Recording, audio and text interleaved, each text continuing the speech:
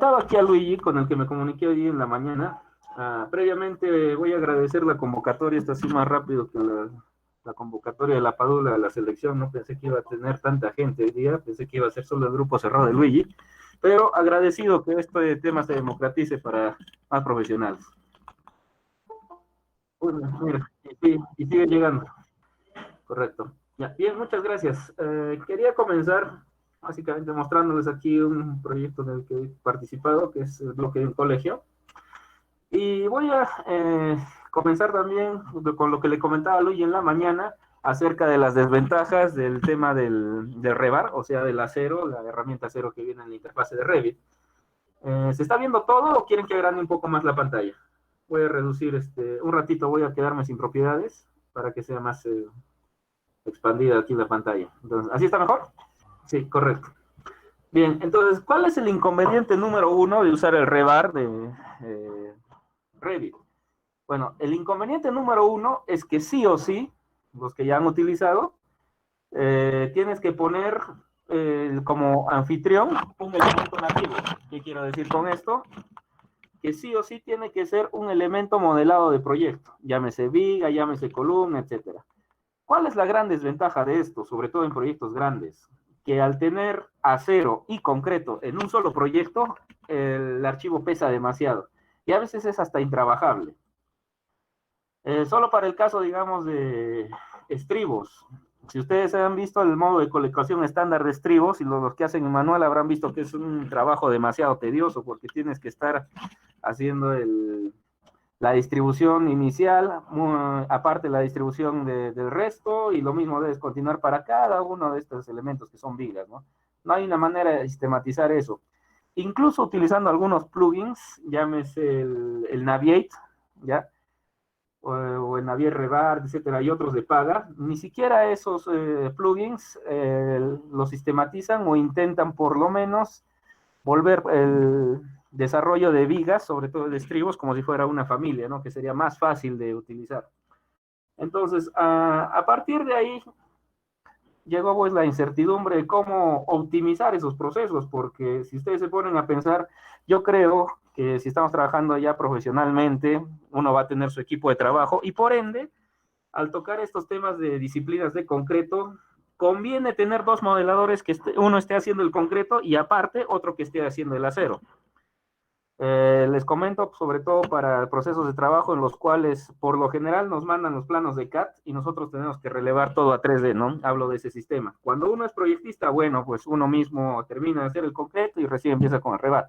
Pero cuando no es ese sistema, la secuencia de trabajo, pues lo lógico y lo más práctico para mí sería que dos modeladores están atacando todo el tema estructural a la vez. Uno encargándose de todo lo que es estructura de concreto y otro que en paralelo esté trabajando el acero. Sinceramente, para mí yo lo vería más práctico. Ahora, ¿cuál es la gran desventaja con el sistema, la norma que nosotros tenemos? Si ustedes se ponen a leer la norma BIM Perú que viene que a su vez viene eh, de normas internacionales, están redactadas en base a estas, nos dice que sí o sí debemos utilizar el rebar de aquí, el elemento nativo, ¿no? Entonces, mi propuesta, estoy viendo a futuro, es ver o cómo nos comunicamos con estas empresas, llámese Autodesk, o bien nosotros empezar a realizar nuestras propias familias, porque si ustedes son usuarios de Revit de hace mucho tiempo, habrán visto que Revit te deja hacer de todo. ¿A qué me refiero? Pues tú puedes crear tus propias familias, tú puedes crear tus propias plantillas, e incluso puedes crear tus propios comandos, no es un software cerrado. Claro, ese es un tema más de programación, pero les comento que te deja hacer de todo. De hecho, los plugins que venden son personas como nosotros, ¿no? Que son entusiastas aquí del software y empiezan a crear sus propios aplicativos para realizar X tareas, ¿no? Entonces, básicamente, ese es el principal problema de utilizar la herramienta Rebar de Revit. Claro, hay personas, y yo estoy muy de acuerdo, en que no utilicen mejor dicho, no utilizan el Rebar de Revit. Prefieren hacer todo ese trabajo en software que son especialistas en ese tema, llámese un CIPE, o mucho mejor un Tecla. Los usuarios Tecla que estén escuchándome habrán ha hecho la comparación y dirá que efectivamente tengo la razón, porque es mucho más amigable hacer todo el tema de acero en ese software. Entonces, ahí voy a parar un momento para escuchar vuestras consultas y de ahí voy a hacer el tema demostrativo de qué es lo que he hecho yo para intentar resolver ese tipo de problemas, ¿no? Entonces, de ahí voy a pasar a los otros dos problemas que tiene también el Rebar, ya, que ya son menores. He decidido empezar con el problema principal. Así que quiero escuchar vuestras consultas o qué han encontrado o si tienen algún problema adicional que hayan conocido a lo largo del trabajo de años con el software Revit, ¿no? Listo. Voy a llevarme un momento aquí una zapata aislada que tengo y como verán, esta zapata yo ya la he editado. Bueno, si son nuevos en Revit, podrían pensar de que las zapatas que vienen por defecto en el programa ya vienen con acero y no es así. Claro, muchos lo verán como una desventaja que tengas que empezar todo de cero, pero yo opino que es todo lo contrario. Hacer tus propias familias, tus propias plantillas, tu propia biblioteca, permite, uno, que te involucres más con el programa, con los procesos de trabajo, y que a su vez vayas conociendo cómo es el proceso constructivo. En ese sentido, vean, por un momento lo voy a desglosar como por piezas, y quiero que vean a continuación lo que he hecho acá. Estas varillas en realidad no son naturales de Revit, ya mejor dicho, no son el rebar tradicional que yo pueda tener aquí en estructura, no pertenecen a esta línea de familias. En realidad, estas son modelos genéricos que han sido colocados dentro de la misma familia. Claro, y no es este de acá, ninguna de estos elementos simplemente no son visuales. Me interesa que esto cuando se plasme en la realidad me suelte información. La información que más necesitamos tiene que ver con los metrados, porque en realidad nosotros, si se ponen a pensar, trabajamos con dinero, con cosas reales.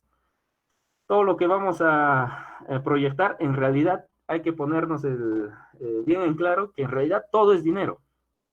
Y para sacar ese dinero, pues tengo que tener una cuantificación correcta.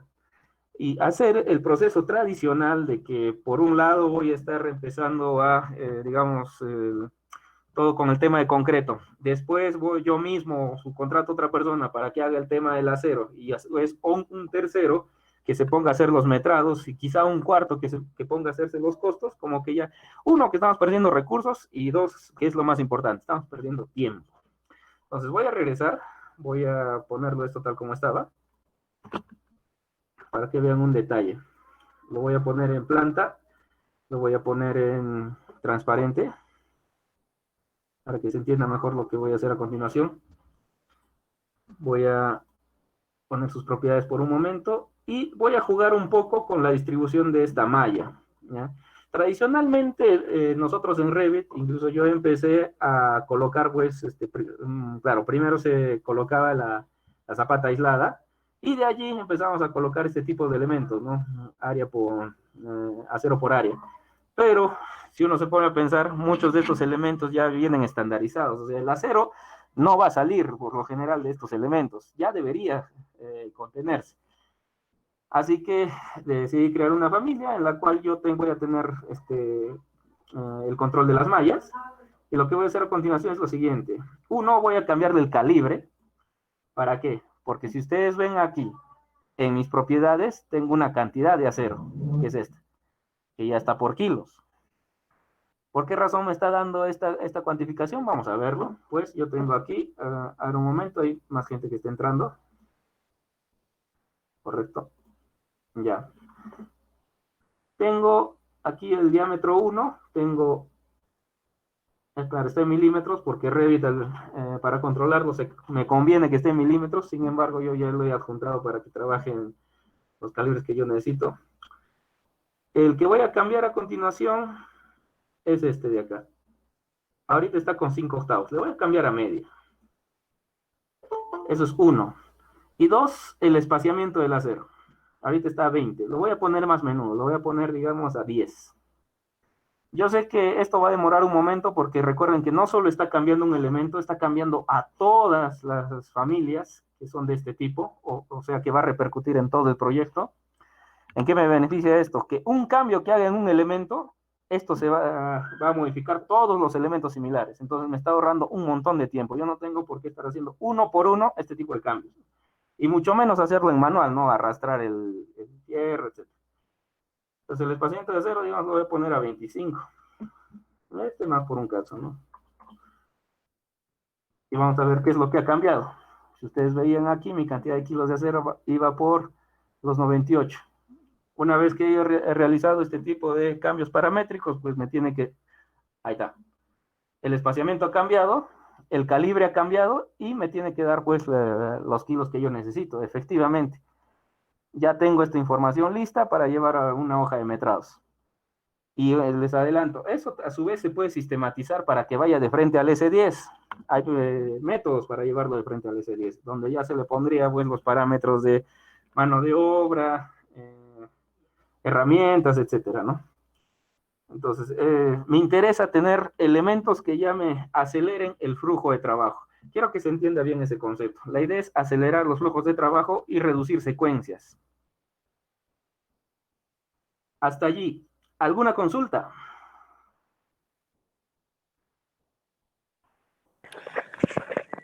Ingeniero, buenos días. Una consulta. Para insertar acero en una viga variable, de sección variable, por decir, en los volados empiezan con una sección de 0,50 y termina en una sección de 0,30 o 0,40. En ese caso, los aceros se tendrían que insertar, de manera manual o podría hacerse de manera automática, el tema de los estribos. Por el momento te comento que tendría que ser de manera manual, pero sí se puede sistematizar. Sí se puede sistematizar.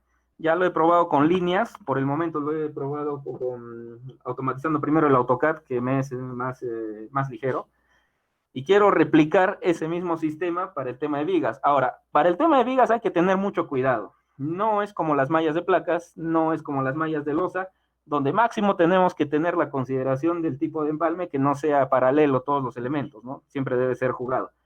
Por ahí tenemos una restricción mínima en el caso de espaciamiento del acero. En cambio, en vigas, ahí tenemos que tener mucho cuidado porque nosotros no podemos empalmar en cualquier zona. La zona superior tiene un empalme muy diferente a la zona inferior. Ojo, y esto varía según la luz. Y la idea no es estar tampoco retaseando demasiado nuestro acero porque podríamos llegar a desperdicio. Ese es un problema de más de 3 variables. Cuando tenemos un problema de más de 3 variables, tenemos ya que utilizar métodos de tipo Solver. Los que hayan utilizado Excel, no sé si conoce a alguien cómo funciona Solver. Hay que recordar que hay elementos de concreto que sí o sí van a contener un acero que no va a sobresalir su geometría, como este caso, ¿no? De la zapata. Pero también hay que considerar aceros que sí van a sobresalir de su geometría, por ejemplo, la malla de losa. Entonces, para eso voy a mostrarles otro archivo, ¿ya? Aquí ya tenía resuelto este tema, ¿no? Les adelanto una cosa más. A ver, voy a irme a planos estructurales. Voy a poner un nivel de vista inferior. Este es solo para que vean un detalle, ¿no? Voy a traerme mi...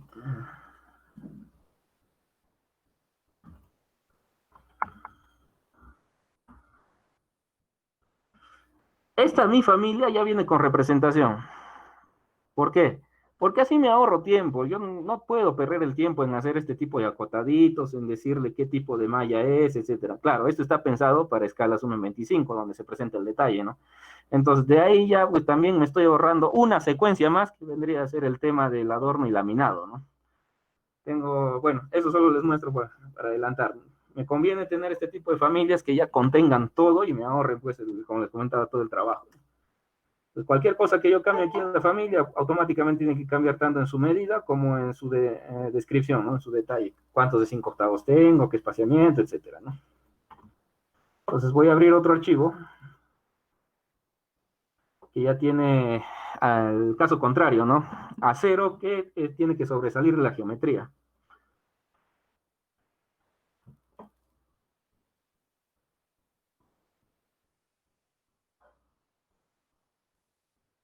Por ejemplo. que es el mismo archivo, ¿ya? Pero el concreto está siendo vinculado. El concreto es vinculado. Y mi acero es este de acá. Si notan, esto funciona casi con la lógica misma de las losas. Yo en planta lo estiro con pinzamientos. De esta manera. Aquí está. Y ya viene con representación también. Ahorita estoy con mi representación más básica, pero si yo quisiera ver el acero en representación superior, ahí está. Lo voy a mover a un costado. Entonces, el único criterio del que tengo que tener cuidado acá son dos cosas. Uno, si me voy acá abajo, tengo el traslape, que esto es importantísimo para el tema de cuantificación. Y dos, el control de arranque. ¿A qué me refiero con control de arranque? Pues un acero empezará pues con una varilla completa, 9 metros, y el que sigue no me conviene empezar de esa manera. Me conviene empezar con otra medida que haga que el empalme sea pues de distribución más moderada para reducir el desperdicio en despiece, ¿no? ¿Dónde controlo eso? Me voy aquí abajo y aquí tengo largo inicial A, largo inicial B. Si yo empezara a los 2 de 9 no habría ningún problema si en el caso fuera de que mi paño sea menor a una varilla estándar de 9 metros, como que me daría igual hablar de estos largos iniciales. Pero cuando mi paño ya sobrepasa el grosor de, mejor dicho, el largo de una varilla, pues ahí sí me interesa hacer ese juego. Ahí sí me interesa. Entonces lo que tengo que controlar es eso. Un largo inicial de A, de B, porque debe ser jugado, no es recomendable que sea todo paralelo. Y si en caso fuera paralelo, pues entonces tengo que darle más traslape. Tiene un castigo del 25-30%, si no me equivoco, dependiendo de la zona. Este traslape, pues ya te tiene que dar el cálculo en especificaciones técnicas, por lo general va en los planos, y de ahí simplemente sacas pues el, el largo de traslape, ¿no? Ahora, si tú mismo eres el calculista, pues esto también, si gustas, lo puedes estandarizar también para que ya no hagas ni este movimiento manual. En automático ya también lo puedes estandarizar para que esto ya te olvides también de este tema. Miren, por lo general mi trabajo nunca ha sido empezar de cero, siempre me han dado planos CAD, así que yo empiezo y me guío en las explicaciones que dio el proyectista. Pero todo se puede hacer, o sea, mientras no sea pensamiento creativo, con respecto a buscar el tipo de solución, ¿no? No hay ningún problema. Ahora, pensamiento secuencial, repetitivo, todo lo podemos agrupar a un lado. ¿Para qué? Para que los software trabajen por nosotros. Estas cositas es pensamiento repetitivo. Entonces, desde ahí tenemos que, no es tanto el software, no es un problema de software, si ustedes se fijan, es más un problema de criterio. Una vez que yo conozco el problema, pues le busco una solución al problema, recién lo estandarizo, ¿ya? No es problema del software, en realidad es problema de personas. Hay que ser bien creativo en esto para plasmar tus ideas y que el software empiece a hacer pues lo que nosotros buscamos, ¿no? Les adelanto otra cosa. ¿Por qué me conviene tener el rebar también vinculado? ¿Ya? Bueno, uno, que estoy ahorrando secuencias, porque con dos modeladores yo puedo ir avanzando. Esto no necesariamente necesita colocarse encima de cualquiera de estos, pero si quisiera, como ven, esto sí busca la cara que necesita reforzar, ¿no? Podríamos hacer eso. Pero, como les comentaba antes, dos personas ya pueden ir trabajando en paralelo y ya estoy ahorrando secuencias de trabajo. Eso es uno. Dos, el rebar de Revit, el estándar, no puede verse su grosor efectivo, es decir, yo no podría ver aquí el calibre en elementos vinculados. El acero vinculado siempre se va a ver como línea y eso trastorna la idea en nuestras presentaciones. Sí, incluso en los nudos, donde ahí va mucho acero, ya eso nos trastorna la idea y es donde no vamos a identificar a futuro incluso cangrejeras, ¿no? Por esa razón, también yo prefiero mantenerlo de esta manera. Ahora, la tercera razón por la cual yo prefiero tener mis propios aceros en Revit es lo que ya les había mostrado. Puedo tener familias que ya contengan acero. Ese sería el tercer motivo por el cual me conviene trabajar con mis propios tipos de acero. Ahora, la idea de la reunión era la siguiente. Uno, se les va a compartir estas familias, ya, para que ustedes lo vayan testeando. Como ven, yo lo estoy haciendo solo, no tengo a nadie que me ayude a modificar esto, porque nada es perfecto, pero sí todo es perfectible. Me interesa que se testee esto, que se le busque todos los errores posibles para ver cómo se puede optimizar y a su vez hacerlo más dinámico, porque esto luego se trabaja vía Dynamo. ¿Por qué les menciono este tema de Dynamo, que es programación? Yo podría, digamos, para ya no estar haciendo uno por uno todo esto, agarro el mouse y, digamos, le digo, todo esto de acá necesito que tenga una malla y esta es la dirección. Enter. Y Dynamo debe colocármelo de una sola. Podría ser. ¿Podríamos ponerle más criterios? Sí. Si yo soy el proyectista calculista, pues le digo, estas son las cargas, ponme el acero que le va ahí. Hallémosle de media, 3/8, etcétera, pongo Enter, ¿no? Ahora, ¿le puedo poner más criterios? Sí. Optimízame el acero, que no tenga tanto traslape. Enter. También se le puede colocar esas cosas. Ya son temas ya de cada uno. Ahora, bueno, les adelanto un poquito de cómo funciona esto. Esto, por ejemplo, lo he trabajado de esta manera. Por lo general nosotros colocamos una sola malla, pero si yo quisiera, podría tener doble malla. Si yo quisiera, podría tener un tipo de anclaje cero, cuando es solo una varilla entera. Si es solo un bastón, podría ser anclaje tipo 1. Acá. Y ahora, cada cambio que estoy haciendo obviamente repercute pues aquí en cantidad de kilos de acero. Cantidad de estribos, perdón. Cantidad de kilos de acero. Ahí está. Por malla lo tengo acá. La malla 1 pesa tanto y la otra pesa tanto, ¿no? Eso está dependiendo de según el... Aquí está el total. En dimensiones lo había colocado. Ojo, el trabajo que se hace no solamente es crear la familia, hay que crear también sus parámetros. Ustedes sabrán que Revit es tan poderoso que si yo quisiera podría ponerle aquí en las propiedades el nombre y el apellido del maestro que lo va a realizar, pero no sería objetivo, no estaría llegando pues, con esa información al final de mis entregables. Siempre hay que ser pertinentes en nuestra información. La data que al final nosotros vamos a manejar debe ser pertinente. No nos interesa tener ruido de data. ¿A qué me refiero con ruido de data? Ruido de data es toda aquella información que a futuro no voy a utilizar. Como les comentaba, el nombre y el apellido del maestro. Ya, claro, puede ser interesante que yo lo tenga, quién lo va a ejecutar y todo, pero si no es de mis entregables, entonces no tiene sentido que yo coloque ese tipo de propiedades. Ahí lo voy a dejar un momento antes de pasar al último, ¿no? Que es el tema de estribaje. Hay que recordar el tema de protocolos. ¿Qué son los protocolos? Son los lineamientos a seguir, ¿no? Y una parte importante de eso, sobre todo los que siguen la línea de coordinador, es que tus modeladores no pueden estar perdiendo el tiempo creando las familias, salvo si es un proyecto tan sui generis o tan novedoso, bueno, caballero, hay que crear dichas familias. Pero ojo, la tarea de crear las familias no va tanto al modelador, ya salvo sea parte de su contrato. En realidad, el que hace las plantillas, las familias, ¿qué más? Las programaciones incluso, eso todo recae en responsabilidad del coordinador. El coordinador no necesariamente tiene que modelar estas familias, pero sí debe tener todo el conocimiento para guiar al modelador a crear dichas familias. Y mucho mejor si él mismo lo hace. En otras palabras, ¿cómo se trabaja de esta manera? Cuando nosotros utilizamos metodología BIM, no es que le vamos a cargar todo al modelador, ¿no? Tú verás cómo lo haces, preséntame tal día, no, no funciona de esa manera. El coordinador le tiene que dar todo listo, así como piezas de Lego, al modelador y el modelador simplemente debe empezar a ensamblar, siguiendo más o menos la secuencia de procesos, ¿cómo se llama este señor el que automatizó Henry Ford? Siguiendo la lógica de cadena de Henry Ford. Tiene que seguir más o menos esa secuencia.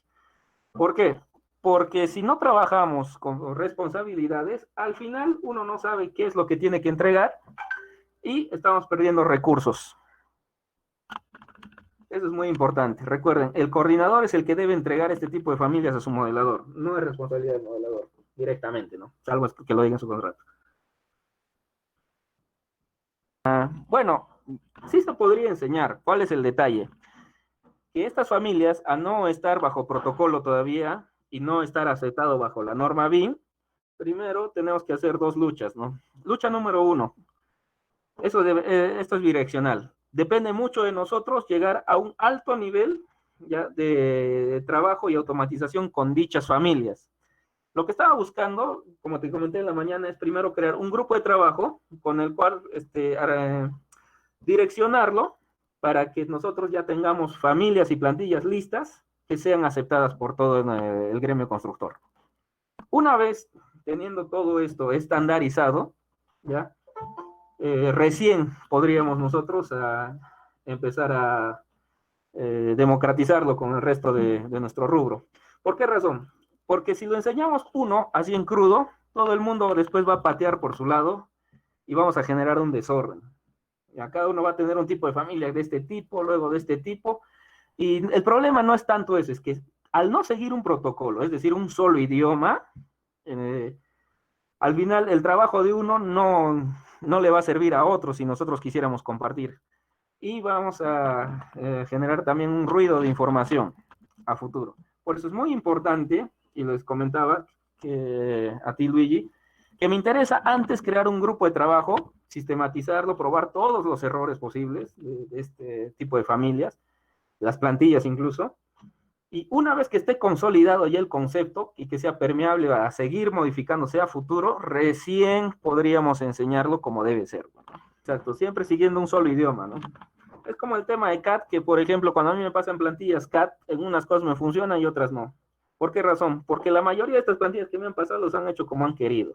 No han seguido estándares, los estándares CAT mínimos, ¿no? O sea, con un solo tipo de layer se hace, digamos, todo un tipo de acero, ¿no? Con un solo tipo de layer se hace todo el tipo de tabiquería, etcétera. No, por lo general, ustedes habrán visto por experiencia cada vez que le pasan un trabajo ajeno, el primer trabajo que deben hacer es estandarizar dicho trabajo CAD, ¿no? Por ejemplo, uno, que deben arreglar todos los layers. Dos, que a veces dibujan línea sobre línea.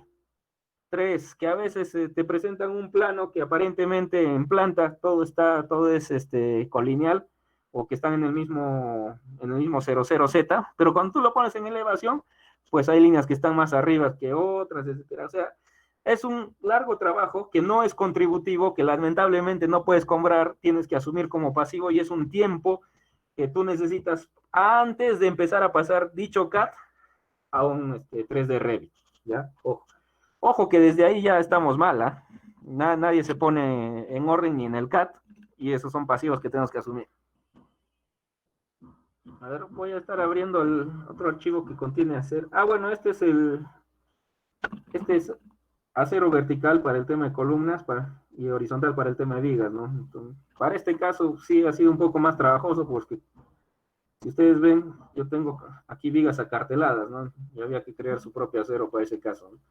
Ahora, la ventaja es que si me toca otro proyecto similar, pues yo ya tengo la familia, ¿no? Esa sería la ventaja en mi caso, ¿no? Si no hay, pues, caballeros, ustedes tendrían que ir creándolo. No veo un sistema por el momento en el cual sea rápido crear ese tipo de familias. La verdad es que toma su tiempo. Tú puedes tener algunas plantillas, pero es más dependiente de la geometría. Más especial sea la geometría, más tiempo demora hacer este tipo de cosas, ¿no? Voy a abrir otro, ya para el tema de estribos, digamos en columnas, o en vigas primero, ¿no? Estribos, vigas.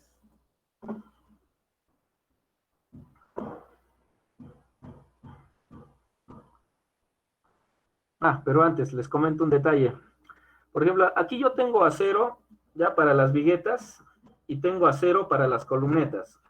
Como recomendación, no se suele modelar eso. ¿Ya? Y si yo lo tengo aquí, ha sido por capricho del cliente. ¿Por qué razón? Porque este tipo de acero tú lo puedes manejar por fórmula nada más.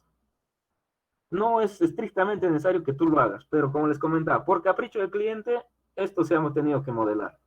Lo que sí yo creo que ya se debería modelar, ya, pero no es estrictamente necesario, es este tema de este acero, porque incluso lo puedes manejar en CAD, ¿no? Para no crearte un archivo recontra pesado. Salvo, a mí me interesa el tema de nudos, por ejemplo, y el tema de metrado. Para ese caso, para esos dos criterios, ahí sí yo caballero, yo lo modelo en Revit. Si no fuera ese caso, no, suficiente con un CAD. Ojo. Ahora, a la conclusión que iba. Si hay cosas, si hay elementos, sobre todo los pequeños, que se puede considerar vía fórmula o vía criterio, no es necesario modelarlo. Ojo. Ya no es que nosotros tengamos que modelar, por ejemplo, de la puerta hasta la chapa, el funcionamiento de la chapa, los tornillos, etcétera. No. Incluso la norma dice que lo que es menor a un radio de 10 centímetros no se debería modelar. ¿Ya? Pero sí se le puede poner en detalle 2D. Eso sí, te puede decir que necesitas el detalle incluso. Recuerden eso. Vamos acá. Voy a vincular por un momento el archivo principal, que es el concreto, este de acá, para que se note la posición de las vigas, ¿no? Ahí está. Ah, bueno, tengo un ligero desplazamiento, pero no me voy a hacer ningún problema. Este es un archivo que siempre yo utilizo de prueba, ¿no? Entonces voy a agarrar esto de acá. Que si se fijan, este no lo he hecho con modelo genérico. Esta viga con estribo yo la he hecho con viga, ¿ya? He retirado toda la geometría cúbica o de paralelepípedo que contiene el concreto, y lo que le he puesto adentro son familias genéricas que son estribos, ¿no? Ahí está. Entonces, al ser un solo elemento, esto me conviene, pues, porque desde un principio yo, aquí abajo, vean, yo puedo controlar la cantidad del espaciamiento inicial, así como el resto. Por afuera yo voy a controlar, ajá, o sea, cuando hablo por afuera, hablo de propiedades de instancia o de ejemplar, ¿no? Esto, digamos, ahorita tiene 13. Yo puedo decirle que sea 15. Vamos a ver si algo cambia. Efectivamente, ahí está 15. Y puedo ponerle más o menos para que esto sea más explícito. Puedo ponerle simplemente de 3. Ah, perdón, 3. No acepta decimales. Ahí está. Tengo 3 y el resto se acomoda solo. Y ustedes dirán, ¿y dónde se acomoda el resto? Ah, no hay ningún problema aquí. Estribo resto, está a 20. Yo le puedo poner, digamos, algo más menudo o algo más espaciado. Para que esto sea evidente, yo le voy a poner a punto 6. Ojo, va a demorar un poco porque esto va a cambiar para todas las vigas que son de este tipo. No importa, yo quiero que sea explícito esto. Y ahí está. Entonces, me es más fácil controlar un solo elemento que estar controlando, pues, retazo por retazo de viga, ¿no? Incluso cuando pasa algún cambio en estructura de concreto, no sé si les ha pasado, estiran por un momento una viga y todo el espaciamiento se ha malogrado. Mucha gente empieza a arreglar esto en manual. Ojo que hay plugins que también te lo pueden arreglar casi en automático, pero su gran desventaja es que pesan demasiado.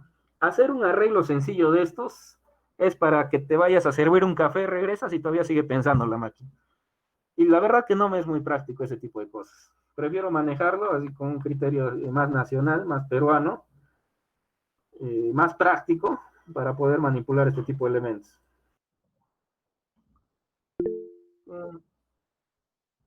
A ver, con una columna voy a... Sí, justo tengo un archivito también que tiene eso. Pues para las columnas es la misma lógica. De hecho, es también una viga, solamente que le he parado, nada más.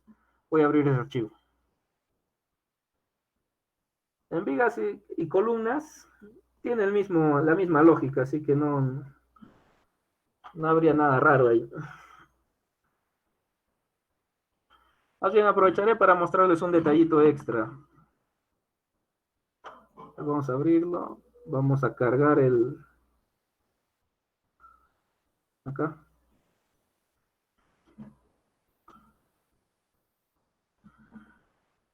Ya está. Espero que haberles mostrado toda esta secuencia de archivos haya sido muy demostrativo explícitamente, hablando de lo ligero que se vuelve pues, el trabajo, ¿no? Ya, por ejemplo, vamos a hablar de esto. En el caso de columnas me conviene agruparlas. ¿Por qué razón? Porque cualquier cambio que suceda, digamos, en este grupo, repercute en todo el resto. Entonces ahí también me estoy ahorrando un trabajo. Lo voy a partir solo un momento. Esto lo voy a reventar. Ya, ahora, claro, en las cartelas al inicio de las zapatas, aquí tenemos un estribaje bien especial. ¿Ya? Por lo general se pone 2 o 3 estribos ahí, solamente por un tema de arreostre, nada, no tiene que ver, no es tan estructural que digamos. ¿Esto cómo lo he logrado? Porque obviamente aquí no tengo inicial y no tengo resto. Sucede que mis familias tienen tipo de estribaje y con el cual estoy trabajando ahorita es por cantidad. Si yo lo pusiera estándar o repetido, pues estaría trabajando pues con una cantidad inicial, un resto, etcétera. Cuando pongo tipo de estribaje 4 por cantidad, simplemente aquí yo controlo la cantidad. Pues. Esto que antes era aquí abajito, a ver, aquí, la cantidad que antes me controlaba el estribaje inicial, aquí me controla pues el número total, pues yo le puedo poner 7. Y ya, me ahorré ese trabajo.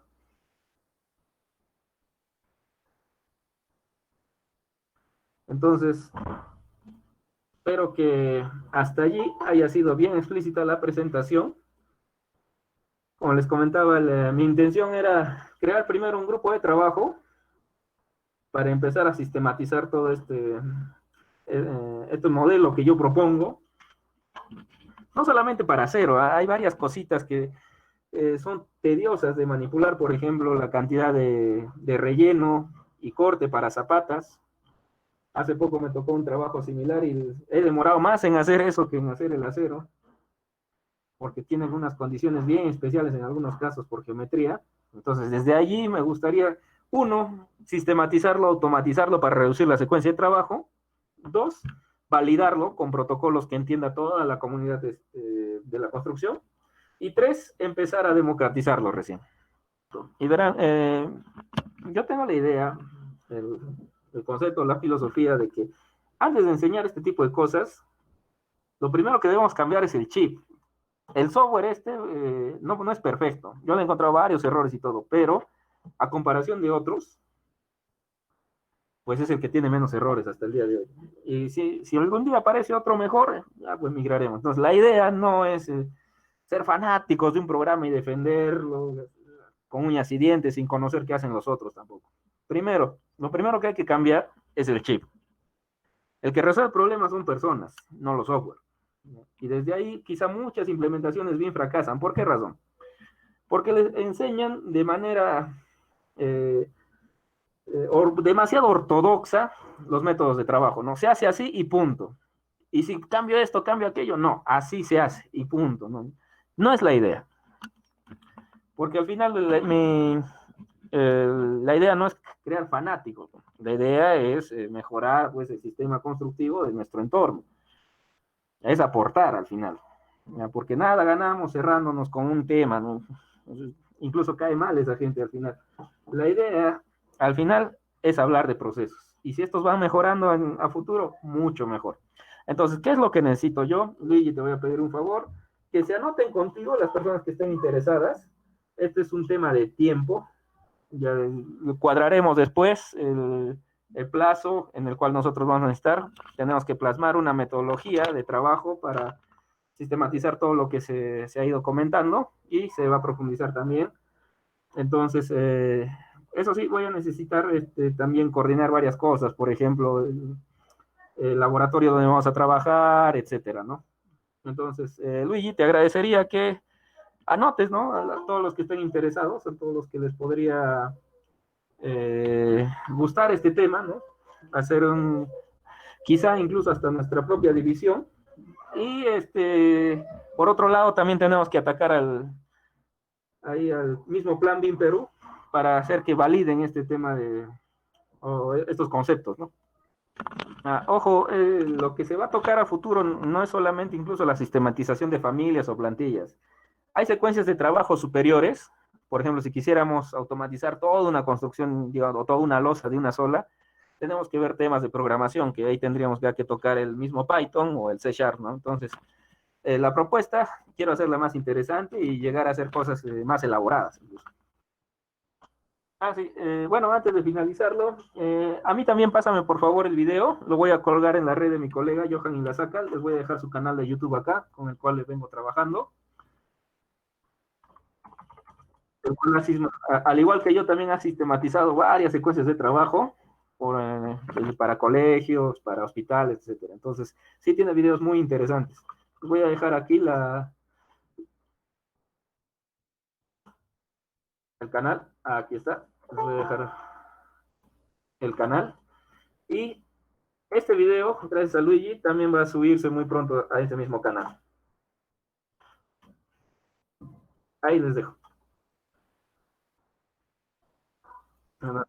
Sí, efectivamente, si ya no hay más consultas, estaríamos finalizando y tendría que ser hasta la próxima sesión, ¿no? Ya con los interesados para programar, ¿no? Cómo va a ser el método de trabajo, etcétera. Ahora, yo por el momento no tengo una secuencia fija de trabajo, es decir, un sílabus. Me gustaría, con el grupo de los interesados, terminar de plasmar este sílabo, porque no se trata de que yo diga todo, sino que hagamos un brainstorming de ver cuál sería la mejor ruta, porque yo sé que entre ustedes hay gente muy, muy capaz, muy inteligente, que quizá tenga ideas conceptuales mucho mejores que las mías, y estoy bienvenido a escucharlas, ¿no? Inteligente no es creerse más inteligente que los demás. Recuerden esto, inteligente es contratar o asociarse con gente más inteligente que tú. Es la idea, y siempre recuerden eso, chicos. Te agradezco a ti, Luigi, por la convocatoria. Yo pensé que íbamos a trabajar solamente con tu entorno de trabajo cercano, pero sí estoy alegre de haber llegado a muchas más personas de las que creía hoy día, porque como ves, ha sido todo improvisado, ¿no? Yo no lo preparé con semanas. Listo, Luigi. Entonces, envíame el video nomás, ni bien lo tengas listo, para subirlo a la plataforma, y de ahí estamos en contacto ya contigo y los interesados para plasmar esto, ¿no?